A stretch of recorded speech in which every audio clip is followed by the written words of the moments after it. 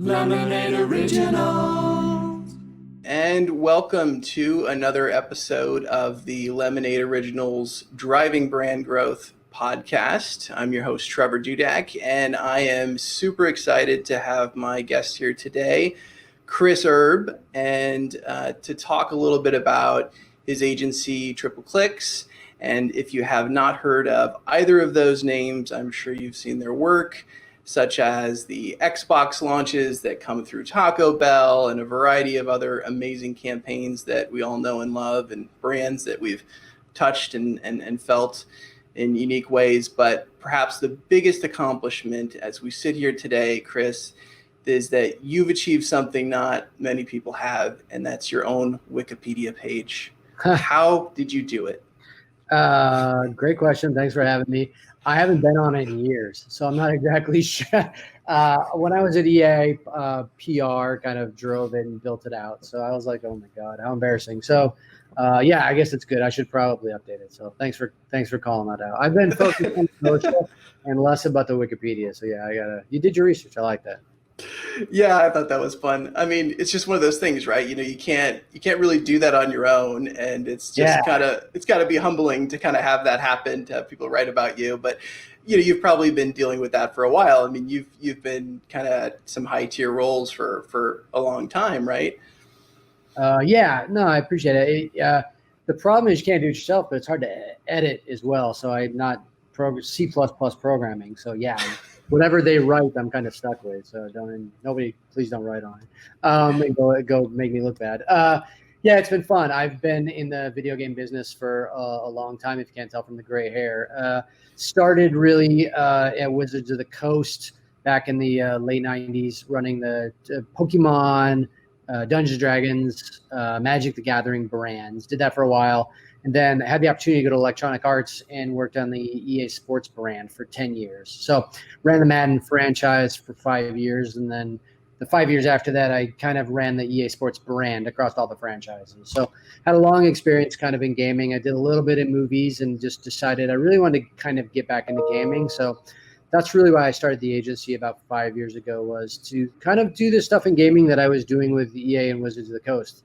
There's no gaming focused agency that we had seen in the space. There's a lot of stuff, a lot of agencies that sell esports sponsorships and those kind of things, but the promotional and lifestyle space of the things I had done at EA wasn't really there. When I went to Legendary Pictures, the first thing I noticed is 10,000 agencies in the movie space. And so I was like, hey, I'm gonna start a gaming agency. So it's been a fun journey.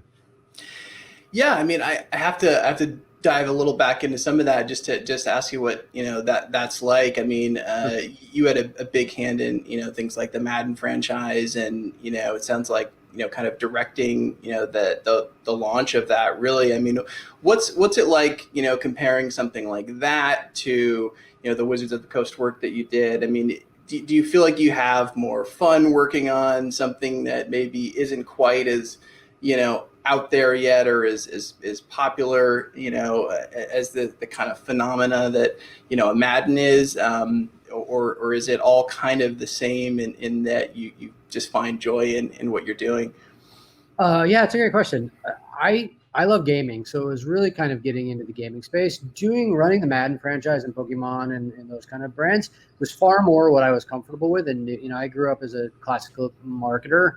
And so managing product, managing strategy, managing the execution and launch of products was pretty kind of, I'd spent a long time doing it. So that's kind of natural. I think the agency side is very much like, what the hell am I doing?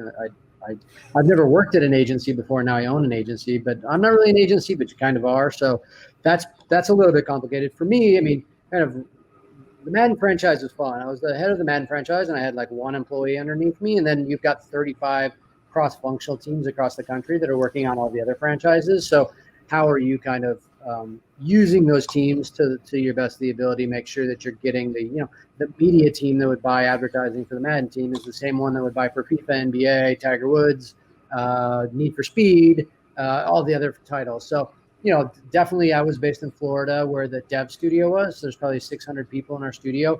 595 of them were development, and there's like 4 marketing people. So I definitely reported into San Francisco from Florida. So a lot of conversations on, before there was video conferencing. So that doesn't even sound like that many people too on a marketing team. I mean, that's pretty scrappy, if anything.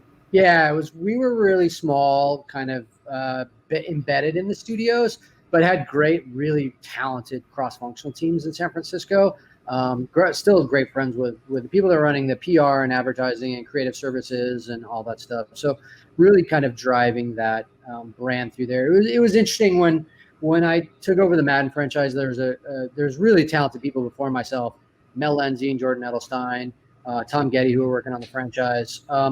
But social was coming around. We were starting to pivot a little bit. So when we were launching Madden, it was definitely a ton of money on TV. And I'll show you a screenshot every once in a while and you'll be excited about it. And then we'll ship the game, as opposed to kind of daily conversations with consumers about like feature sets. We used to pick the cover of Madden, like 2 or 3 of us in a room, and we'd be like, all right, here's our cover athlete. And how do we try to position it? Like, how do we let fans or consumers behind the curtain and make the cover decision? So it was very much kind of a pivoting whenever you take over a brand, you got to want to put your own stamp on it or do something kind of different. So we did like the Madden launch, like calling in sick to work and making it a national holiday. How do we turn the launch of Madden into a theatrical launch so it didn't feel like the launch of a video game? How do we get people to form lines at GameStops at midnight to buy the game before the next day? And, obviously digital sales and a lot of that stuff pivots the industry now. But at the time, it was kind of a different way to look at it. So really elevating Madden, because the game is a magazine subscription. Like, you've got Madden. Why do you need the new one? Well, you need the new one to play with your friends and updated rosters. And so it feels like a little bit of a magazine subscription. How do you elevate it and make it feel like a cultural moment? Like if you're not there on day one, you're really kind of missing out. Yeah, and I think that's something that I can track and appreciate, even as someone who didn't really play that. But I think something that you seem to have done is really put a focus on building brand as well, and creating that culture around. It's not just a game; it's a culture, it's a brand, and that's got to have its own life force, and that's got to have its own kind of being that you can attach, a community to. How important is that to you in terms of like a fundamental step to growth? I think that's critical for everything. I think I applied it to Pokemon. I think I applied it to Madden, and I feel like we're applying it to the gaming industry now. So what we do is kind of our job with this agency is to bring brands into gaming for the first time. And the majority of the things I do is tell them not to do these things. Like, it's about community. It's not about kind of like a lot of brands want to do product placements in games because that's a typical movie kind of move. Don't do that in gaming. Like, don't interrupt the experience. Don't take away from the authenticity of how the gamers are playing. How do you make the experience with gamers better through your brand, right? So it's kind of a pivot for brands in the entertainment space to really understand, because gaming is so different. If you love a movie, you're going to see it 2 or 3 times in theaters. You'll buy the DVD, you'll watch it once or twice. You spend 10 to 12 hours watching the film. These kids are spending 400 or 500 hours playing a video game. This is their world. So don't screw it up. How do you make their experience better?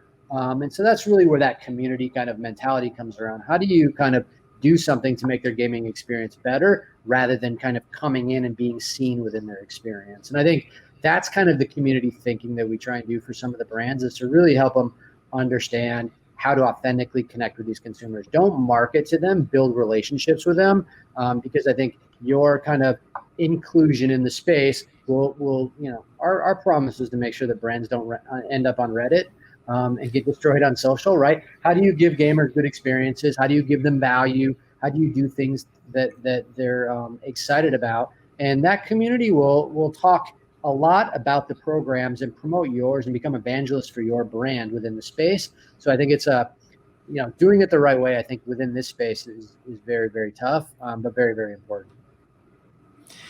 Yeah, I mean, as an agency that focuses on social and quite a bit, I could say that the not ended up on Reddit is a big deal. and that lands well, right? Like, yeah, like absolutely. you understand, like a lot of brands are like, okay, cool, what's Reddit? Like they're Googling Reddit. I'm like, you don't want to find out what that shit is. Not in the wrong way. I mean, there's some right ways to end up there. We're on it every day. We're having conversations on it every day, but you have to have authentic conversations. You can't come in and be like, hey, and be like, why are you here? Right? You've got to be part of the community, and you have to be part of the conversation, and not kind of, hey, it's really important for me to be talking right now, so let me come in and talk, as opposed to like, I'm always here. And you know how it is. It's about the cadence, and it's about the longevity, right? These are marathon relationships with these consumers. I mean, I think I saw a stat the other day. Gen Z is 40% of all the buyers now in the market. So like 99% of them play video games. So like that communication with them and the conversation is going to be around the things they love and the passions that they have. So talking to a Gen Xer or a baby boomer, I don't think gaming kind of lands. But when you start talking gaming, it's really millennials and Gen Zs that are going to understand that conversation. And so if you want to connect your brand with that audience, I think gaming is going to be a really important part of that conversation. Yeah, and it's such a sort of connective tissue, even if you're on the fringe, right? Even if you're not a hardcore gamer, you're mid-core, more casual. So many of the properties that are out there now, I feel like, attract so many different swaths of the demographics and the personas that you might be thinking about as a brand or a product, whatever it is, right? And so that focus on authenticity, it's like everybody says that, but there's a very specific way to do it, right? There's a very specific way to be authentic, and consider the fact that you can really find a way to just tell your story authentically through various channels, through various people, and connect with different swaths of audiences through gaming. And it sounds like that's really ultimately what you facilitate, if I'm not butchering it. No, I think that's exactly right. I think it's about kind of showing that you've earned the credibility to be within the space, right? Like if you're going to connect with a consumer, don't sponsor or advertise or be around it. It's really about like, how are you going to give these kids value? Like why would they connect with your audience? Here's an example, Chips Ahoy. So Chips Ahoy is a client of ours. We work with these guys. We do gaming programs on here. Now, there's a piece of content on here that kids would love to have and buy, or you could actually get it for free with the purchase of a product, right? So, Fortnite makes, what do they make? $300 million a month, and it's a free-to-play game, right? Kids are spending money. Adults are spending money on content within that game. Well, if you can give them that content for free from your brand, all of a sudden there's this natural connection where like, oh, where'd you get that skin, or where did you get that XP, or where did you get that thing? And it was like, oh, from Chips Ahoy, or from Pringles, or from Cheez-Its, or whatever that connective tissue is that you already like that brand, and now they're giving you something that's of value to you. And wait, the cookies cost $2, the content costs $3, and I just got it for, so, oh shit, like, you know what I mean? So like, let the kids put that connectivity together, now all of a sudden you're authentically in gaming because you're hooking kids up and you're giving that value. And then you talk about, like, we did a program with Chips Ahoy with a game called Sea of Thieves, which is a global game. Chips Ahoy is very domestic, but people in Europe want the content that's on the packages. So we had kids going to the grocery store, buying 50 packs of Chips Ahoy, eating all of the cookies, and just selling the codes online on eBay. And they were like literally making it like the cookies cost $2. They're selling the codes for $10. If you search Chips Ahoy Sea of Thieves on eBay, you'll see thousands of sold. They were selling the cookies for $10. They cost $2. They got to eat the cookies. Now you built this arbitrage around it. How do you gamify the experience for these kids? So like, it's just this natural connection that you build ideas with these brands, and kids will really resonate with it and kind of be connected to it. And then they're not going to say, why is Chips Ahoy there? They're saying, what's next from Chips Ahoy? And I think that's really the important piece for the brand, that people want you back into the space, as opposed to we bought an esports sponsorship or we did this ad. Like, they don't care if you're there or not, right? But as soon as you start giving value or reason or meaning for you to be there, then all of a sudden you're part of their culture, part of the family, and they're going to evangelize you. Yeah, it's this whole thing. I mean, for us, it's always like adding value, with whatever we're doing, is talking to the brand about how are you adding value in whether it's just in your social post of the day, or whether it's in your campaign. I think this is kind of similarly that, right? So it's not just, putting your logo on something. It's how are you actually providing a vehicle, or how are you giving them access to something that they're already going to get, and I think the cool thing about what you're doing is it's this sort of online to offline to online kind of, connectivity where it as much as everybody's logging on every day to these games, when they're a hardcore player, or even if they're more casual and they're just jumping in for like 10-minute sessions, it's still something where like you got to drink, you got to eat, you got to have a piece of your clothing that's connected to your style and your personal affinity for something, and so you're kind of tapping into all of those lifestyle moments, which is so cool. Yeah, I think it's important. I think it's giving kids a way to evangelize the stuff that they love. I think like Nike does a great job with that, right? So they do the crossovers. They just dropped the Chunky Dunkies, right? The Ben & Jerry's shoes the other day that are going for like $2,000 on StockX, right? It's just a fun kind of overarching connection that people have. And we see that in gaming as well. So we talk about the Chips Ahoy and the Pringles and the Taco Bells of the world, but we also collaborate with like Undefeated and do kind of a clothing line for Halo or Gears of War. And we created Xbox Jordans a couple of years ago to put that connectivity. We do custom Xboxes and custom controllers to help launch kind of the Jordan drops last year at the All-Star game. So how do you, the people that are playing games also love music. They also love clothing. They also love shoes. It's, the world is kind of one now, and the same people that are playing Madden are loving Jordans, and vice versa. And so how do you kind of authentically bring the gaming space into that and not over branding? Like if you look at so we did the Xbox Jordans, they're not overly branded, right? Like you really got to find where the branding is. Not at all. Yeah, I love this. Xbox inside there, Xbox on the shoelace, but it doesn't, kids know. Like I don't need to throw a giant Xbox logo on it. Like the bottom lights up like the power button on the shoes. Like I think if you do storytelling, thought-provoking things, like they will understand it and they'll evangelize it and tell the story. So do things that that they're going to love, and then it all comes back and it all pays forward. So I think those are the important things that we try and build out.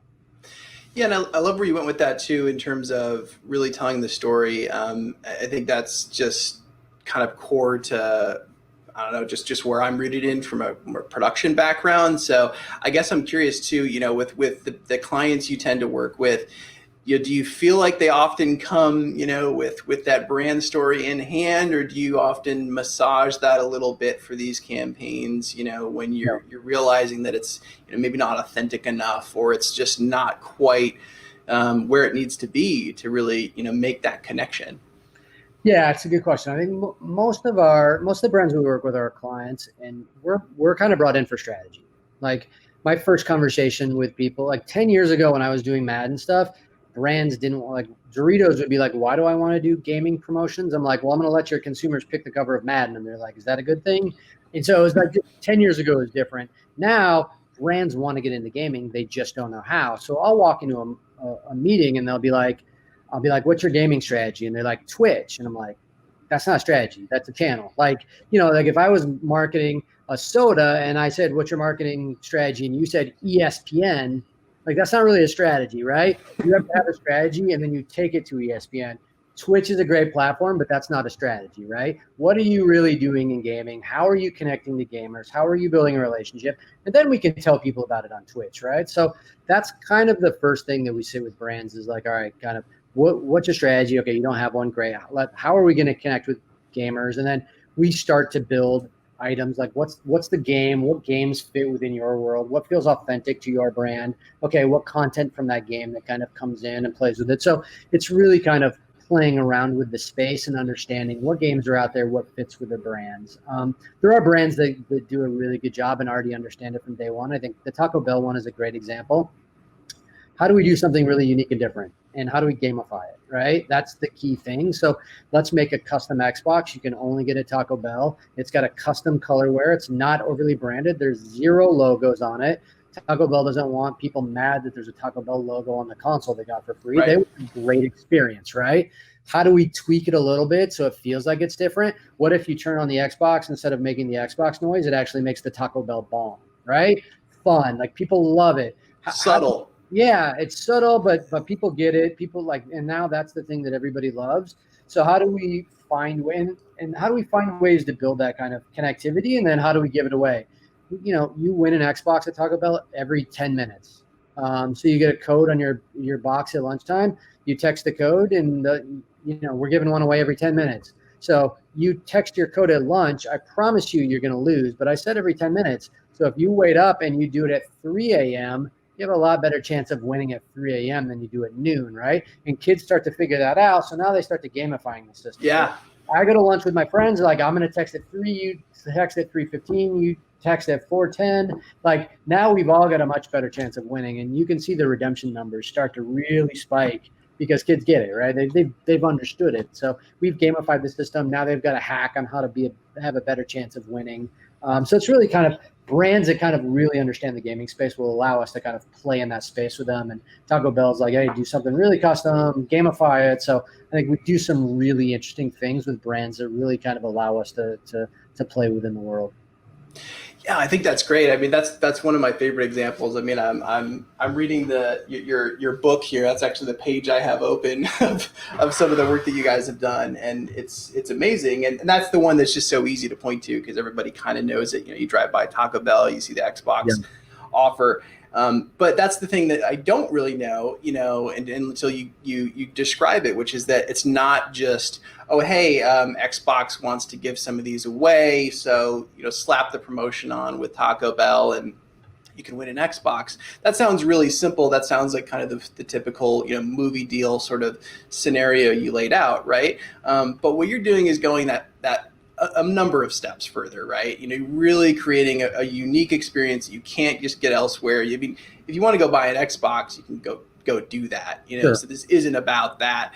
And I think another example that you had given me was with the shoe. Actually, I don't know if it was that exact one, but where you had sort of delivered it in like a custom box. Mm-hmm. And that was almost like the most important piece of the puzzle that people wanted to keep, right? Yeah, I think both those stories. I think Taco Bell is a good example of like, hey, we're just in the middle of kind of connecting Xbox and Taco Bell. Xbox is like so understanding of their audience and so how well they want to take care of the audience. They have to create this hardware and customize it. And I can't tell you how hard it is to put the bong inside the box. Like Taco Bell really is excited about creating these new things, but they really need a partner like Xbox who's going to build that out for them. So the credit belongs to both those sides that really is willing to kind of do something really unique for the customers rather than just taking an existing thing and throw it in there and I get our marketing thing, right? What's the better experience? Same thing with the shoes. I think it's kind of fun how we'll, I think this year we did the red Jordans that dropped around All-Star. And so, yeah, it's about this premium packaging because it's not just the shoes and the custom controller or console. It's also the big box that it comes in because that's the shareable moment, right? How do you make – it's not about like how much does the box cost and like how much does the tweet cost, right? Like I'd rather spend all the money on making this amazing thing that people want to share rather than I'm going to pay you to share something, which we don't pay for. It's like, how do I take that money? How do I build something really, really special that you can't help but post, right? So it's just a different way to kind of connect with consumers because I think the value is really around kind of the experience and the storytelling rather than kind of finding the right people to share that stuff, right? No, it is. I completely agree. I guess one thing I'm curious about too, like as you have been building out TripleClix and your team, are there kind of core fundamentals that you live by when you're creating these campaigns, or have those even changed over time, or is it just always sort of been true, from the start, from your mission when you kind of felt that there was this gap? It's interesting. I haven't thought a lot about it. I think when I started, it was really how do we be that connective tissue where we're connecting gamers with studios and brands, right? It's this kind of, hey, consumer's going to win because he's going to get content for free. The studio is going to win because they're going to get marketing for the game. And the brand is going to win because consumers are going to want to actually buy their product. And what we're really good at is helping kind of brands get more shelf space at retail, which is really the key to everything. So if you build a product and we put a video game content on it, we're going to get more shelf space at Walmarts and Targets and grocery stores because gaming is a thing, right? So how do we kind of build that kind of connection? So that's always really been the most important thing for us is value to consumers, marketing exposure for studios, and how do we sell products for brands? Once we get outside of that, that last one's really important too. Not to cut you off, but a lot of people forget about the last part, which is moving the needle. And I think that, you could listen to like the piece of the puzzle that you integrate so well, which is just connecting the dots with the brand and the game, and think, okay, this is just a brand awareness thing. But at the end of the day, that's part of what you're doing. The other part of it is really driving results in a very unique way. And that's often, what makes or breaks relationships, right, with clients. And it sounds like you guys are really nailing that every time. Yeah, no, I think it all starts with retail, to be honest with you, because I think we're not going to be on the side of Rockstar or Monster unless the retailers are going to buy in, right? Unless, we're not going to be on Pringles unless Target's going to take an extra shipment of it. So how do we kind of get brands understanding that, a movie promotion on pack doesn't really do anything? Like, the movies are good for 2 or 3 weeks, right? Maybe a week before, if it's a hit movie, it's an extra week, and then the next movie rolls in. Right? And that's getting smaller now. Yeah. It's getting way smaller. And for games, like we just did a program with Kellogg's last year with the Overwatch, and that game launched 2 years ago. Like, the length of people playing games is much, much longer. Has a much longer tail. So how do we get a brand? How do we find the right people to understand that gaming is going to move the needle at retail? Okay, great. What's the game? And then we go find the game to align to it. And so it's really kind of, it starts with the brand and retail, and then we kind of pull back and find the right games, and we build it out. And like, okay, now that we found the right game, what's the content that's compelling to consumers? Like, what do the kids and gamers really, really want? And so we kind of go in that way. So I think success is kind of mandatory on these things. And to be honest with you, Kellogg's is going to sell 100% of everything that's on shelf because the product's great. How do we get more shelf space? That's really the key to a lot of this stuff. Our programs are usually successful before they even hit the shelves. Like, you can go back and look at the codes and the redemptions and all that kind of stuff, but it's really about, we got more shelf space, we got a special end cap, we got in the power alley, we did the retail things that sold in more product. And if there's more product on the shelves, it's going to pull through, and the more stuff you can pull through, if the gaming content is compelling, it's going to be redeemed at a much higher rate. And so how do we do things that's valuable for all things, that really starts with the retail and the success there? And when you guys go back and like compare, okay, how did, a set of Chips Ahoy sell, at this time last year compared to this time, this year when it had a gaming, promo connected to it, are those things, very clear, when you're just seeing that there's this driving force behind, I'm going to pick this up this time now because either I maybe wasn't as familiar with the brand, because I know there's fringe customers you're going to get. Sometimes you're just like, oh, I'm familiar with the game, so I'm going to pick it up now. But there's also just the, you're creating that moment, right? And like you said, that tail is so much longer with gaming, that you're creating this moment that didn't exist before, where you're like, yeah, of course I'm going to pick up the Pepsi or the Kellogg's or the Chips Ahoy that's got this thing on it that I'm just so connected to. Some of that's even just, you don't even know you're making that decision, Sure. Yeah, I think the success is always like when they come back and say, what are we doing next year? That's really the success metric. We don't see a ton. We don't ask for a ton of the data because a lot of that is, pretty proprietary and that stuff. But we do see kind of redemption numbers on codes, and we get the anecdotal data on that stuff. So we're not allowed to track as much as we like to track, especially nowadays. But we know, hear you. We know, you know how it is, right? Like in digital and social, you guys probably get a lot more tracking than we get from retail and grocery stores. But yeah, we'll know instantly what's working. And we've been doing this long enough that we kind of know like what the gamers want. Are we really delivering value, or are we just doing a promotion? So, understanding what will really land with them is important. And then what works, are we using a AAA IP, or is this kind of like, we're trying to launch this game with this product?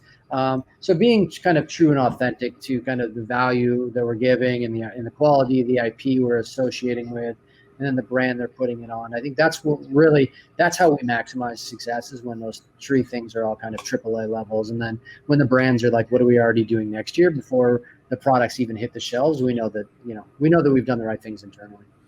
So what's AAA level?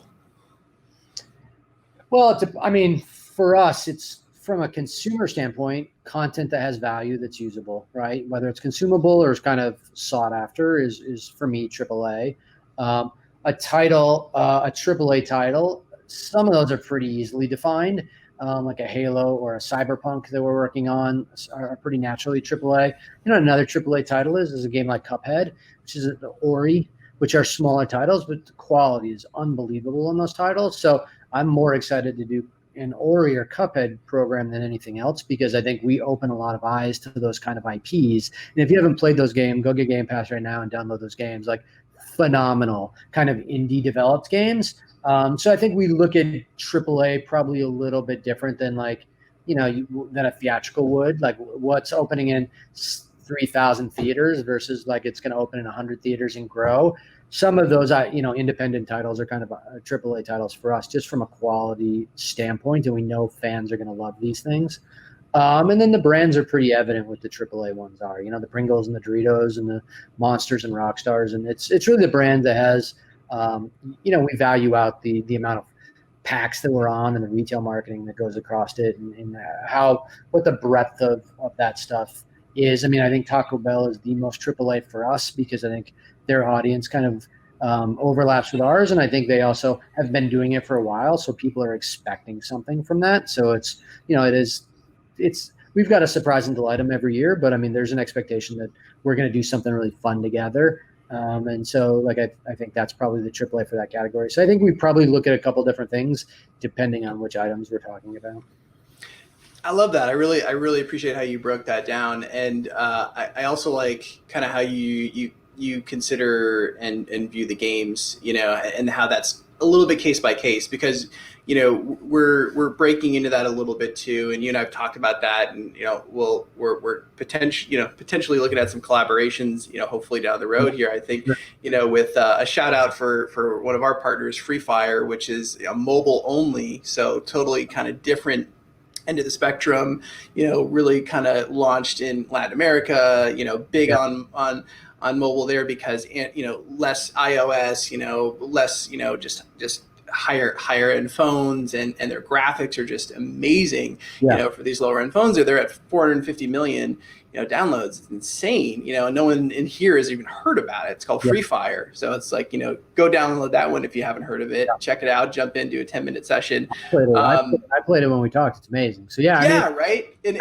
I was the same way. I was blown away, and I was like, shit, this is what people need to know about. Yeah, and I think that part of that is like, I don't get to pick what AAA is, right? AAA is what's resonating with the gamers. I mean, I think that's it. That's kind of across everything. Like, it's across the brands that are selling well. I'm not picking the AAA brand. It's what kids are consuming and eating and loving. The games that people love, like Cyberpunk, is a thing. Not because I'm saying it's a thing, because it's the most anticipated game in every country in the world, right? I mean, what CDPR is building is unbelievable. Same with Halo. They've been, 10 years, turning 20 years now, turning that thing into a phenomenon. Those are AAA.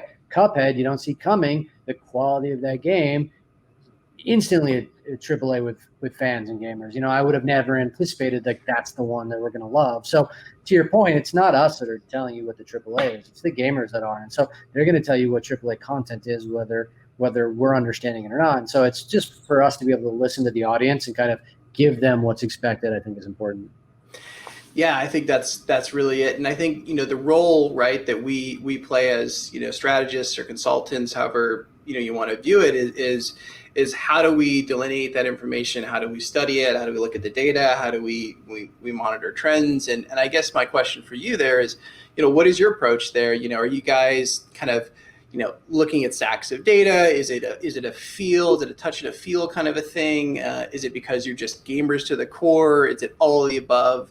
And this isn't just from like picking the AAAs. This is just a broad question about really how you do what you do, I guess. Yeah, no, I think it's a little bit of all of that things. I've got a long history of gaming, so I have my history a little bit, which, I'm getting older, so I don't really trust all of everything that I do, but I have my feel for it. I've got a guy in Florida trapped in a basement who all he is on Reddit playing games 24 hours a day. And he's been with me since I was at EA, so we've been friends for 15 years. Shout out to Jorge. He knows everything. Jorge! Yeah, I won't let him be on podcasts because he's a little crazy. He's in the basement in Florida. But he knows everything about everything in the space, so I can ask him any question. I can know exactly what's going on and why that's going on.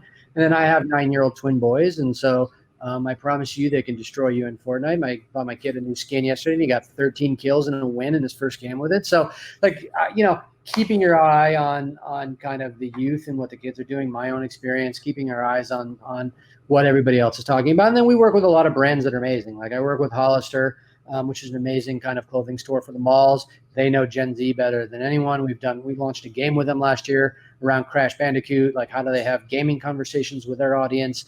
They know Gen Z better than anyone. So we learn from our partners. We learn from kind of what's going on in culture. We learn from our kids and the stuff that we have. So we kind of take a little bit of everything in.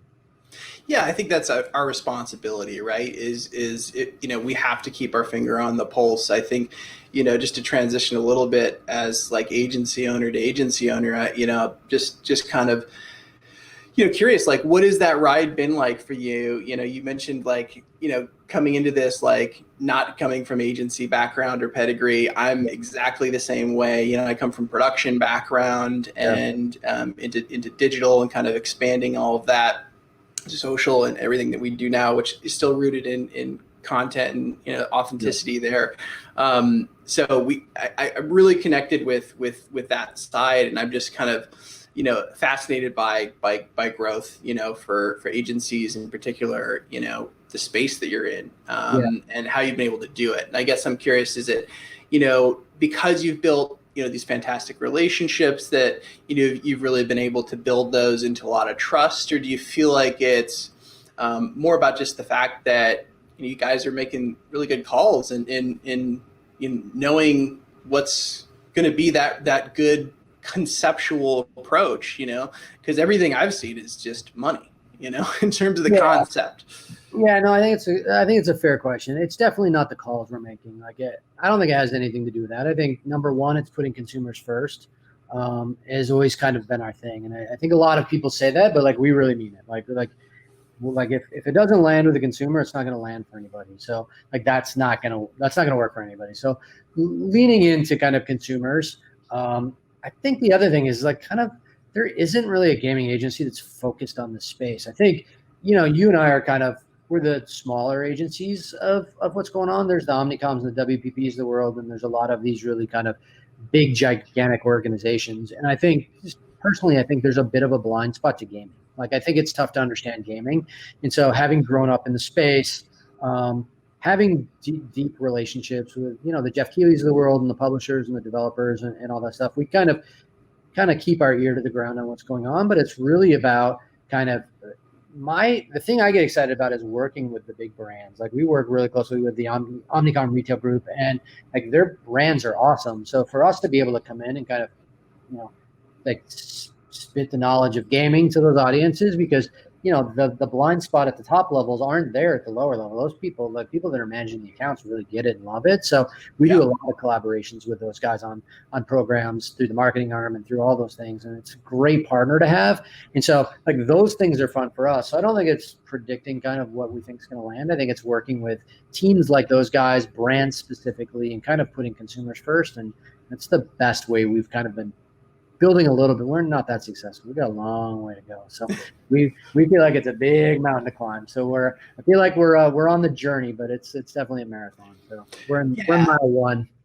No, I'm with you there. I mean, I'm giving you some praise because I know you're a humble guy, and that's the way to be. I try to be that way too. I think it's the only way to approach it. You guys are doing a lot of good things, but you don't want to talk about it either. It's, you know what I mean? It's very much. It's like the Wikipedia page. There you go. I got to put some of the successes on there. I don't know if they're there yet. I mean, you can't do it. Yeah, that book you showed. We made that book literally to share with new clients. But the reason we did is because I don't know what we've done the last 5 years. I have that on my desk every day, and I'm like, fuck, what did we do? It's just we've moved on, right? I'm on to the next already. I feel like we've already launched the new Xbox, and I'm on to what's happening in 2021, right? So, we've got a lot of people on the team that are kind of still in the, hey, wait a minute, we're in execution mode right now. So there's a lot of people that are working on it, but how do we have that kind of long-term vision? So it's just keeping your eye down the road and making sure, hey, listen, cereal boxes take 1.5 years to make. Like we've got to be down the road. And movies may know what games or movies are shipping in 2023, but the video game, they have no idea. Like they're not going to tell you anything, right? Yeah, So it's the windows are a lot tighter with us. So it's it's fun trying to figure out how to organically build that success the next year. Yeah, and I think you probably take a similar approach too, where it's like we gotta build really good relationships, kind of one thing at a time. I mean, it's not like you're working on only one thing at a time, but it's got to be great. It's got to be meaningful. You gotta knock everyone out of the park in the way that you're putting everything into it, all that passion, all that background, all the things that kind of came into it when you started. I think that's kind of what at least I see gets lost with the bigger agencies of the world, or somewhere along the line, it sort of drops off to some degree. And I think that's that kind of gap or blind spot that you talked about a little bit, that I think some of the shops like ours can really fill in, where there's just a little bit more passion involved and a little bit more focus. And I think everyone has their place. And I think, my goal is always like, let's break down those barriers between agencies and let's work together, because there's also kind of that weird thing where sometimes people are opposed to that. But at the end of the day, let's put that consumer first, let's put that client first, let's figure out how we can all make some cool stuff together, right? Yeah, I think that's for us the most important thing. And I think it's either we're going to have a relationship with the brand or the agency. And so we don't do what most of the other agencies do. Like, I'm not going to build packaging, and I'm not going to do media, or we don't do the social. So like those things are all really important, and brands have their kind of connective agencies that do that stuff. For us, it's really kind of managing strategy for gaming and then taking all the way through the end, right? Making sure that we're managing all that stuff. So I think the blind spot kind of gets into, like, a lot of people don't understand the difference between, gaming, esports, streamers, and a lot of like the amount of eyeballs that people will see on Twitch or on kind of streaming draws agencies in and be like, okay, well, this is the play for gaming. Because they can sell brands, like they're used to buying the sports package, right? Where it's like impressions and this and that and that, and here's how you do that in gaming. And so for us, it's more like, all right, well, that's how you market to these gamers, but that's not going to work in this space. It's just different. You're not selling beer to football fans. This is a different experience completely. And so how do we kind of educate? We do an immersion session with brands where we go out and spend 4 or 5 hours with the brand and get hands-on controllers and really walk through kind of why gaming stuff is different than everything else, and really educating that stuff. And I think that's the key to success, is getting brands and working with brands that are like, I get it, like that, like we want to do this the right way, rather than like, I don't work with insurance companies, so I can make fun of them, but like you get like a Geico that just wants to buy the advertising, which is great. It works exactly, top of mind awareness, kind of. They're not trying to build this deep relationship. Whereas kind of the CPGs and the QSRs and those kind of things have this day-to-day relationship with these consumers. And so how do we kind of authentically build those together, which I think is really important. Yeah, and it ties into, like, I think one of the last things I was going to ask you, which is like, what's the number one thing you feel like you're always solving for? But in some ways, I think like you kind of have answered that, which is the brands you're working with are dealing with people on this day-to-day basis. And so it's a much different scenario. So it's not so much like this one core thing that you tend to deal with the most. It's more so that the approach is like continual, education and learning, and kind of that like feedback loop is what we talk about a lot, which is so cool that you're doing these immersion sessions, because we don't necessarily do that. I mean, it might steal that from you, but we do try to say, okay, look, this is what we do and how we do it different. I mean, anybody can technically do the things that we do as an agency, but here's our approach. Here's how we do it. Because if that doesn't align, we shouldn't take those next steps, right? Yeah. Or else we'll hit those roadblocks. We won't be happy. Let's get all that out in the open, right? And it's a lot of work, and I think there's a lot of times where there's just people not putting in that work up front. But what you get back from that is you get less clients that are more meaningful over a longer period of time. Yeah. That's what I think we see. Yeah, I think that's important. It's really kind of understanding, like, all right, we're going to do this one promotion, but then what do we do before and after it? Like, what's the roadmap for all of that stuff? I mean, when we sit with a brand, the best thing is like, all right, here's the year. Okay, here's maybe 2 tent poles through the year, but how are we continuing the conversation with the consumer during that other time, right? If you're doing like a Halo promotion in, November, December, whenever, but you're doing like a Forza promotion in June, but you're not really doing a tent pole, but like, hey, Forza's out and it's amazing. Here's 100 copies that we're going to give away on our social. Like, or, hey, what was your favorite car in this game? Or like, how do you just continue to have that conversation with these consumers and talk their language in kind of unique and different ways? How are we kind of always staying connected throughout the year, not just at the moment where you need them to buy your product, but how are you continuing that conversation through what you guys do in social and through everything else? I think is really important just to stay authentically connected throughout the year. Yeah, it comes like so much of what we're doing right now, and as much as I'm trying like not to talk about COVID like every minute of the day, it's such a good time right now for brands to think about focusing on community.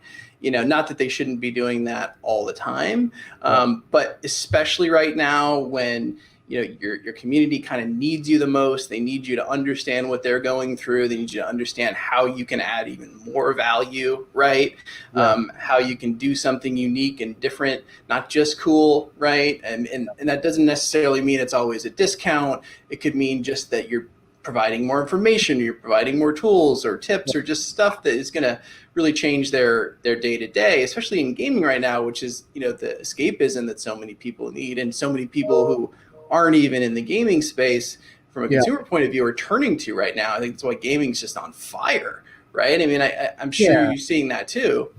Yeah. I think the COVID thing's tough in the gaming conversation because I think a lot of people are kind of turning to gaming. And so I think the gaming space is so great. It's like, how do we not take advantage of this? Like, we don't want to, like people are using us. How do we give them better experiences without trying to monopolize kind of the moment, right? It's really about authentically saying, hey, this is here. And if you want to do it, here's the simple things to do it. And trying to kind of stay above the conversation, above the fray. You don't hear any of the gaming studios or games themselves talking about like, hey, we're up X%.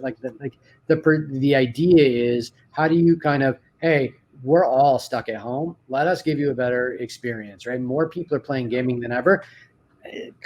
COVID didn't invent online gaming. Like, it wasn't created by it. Like, it's like when people have more free time, they're going to spend it doing the things that they love. And gaming is part of that, right? Especially with these generations. So we're seeing huge upticks in gaming is because people love to play games. Like, and they usually don't have this much time.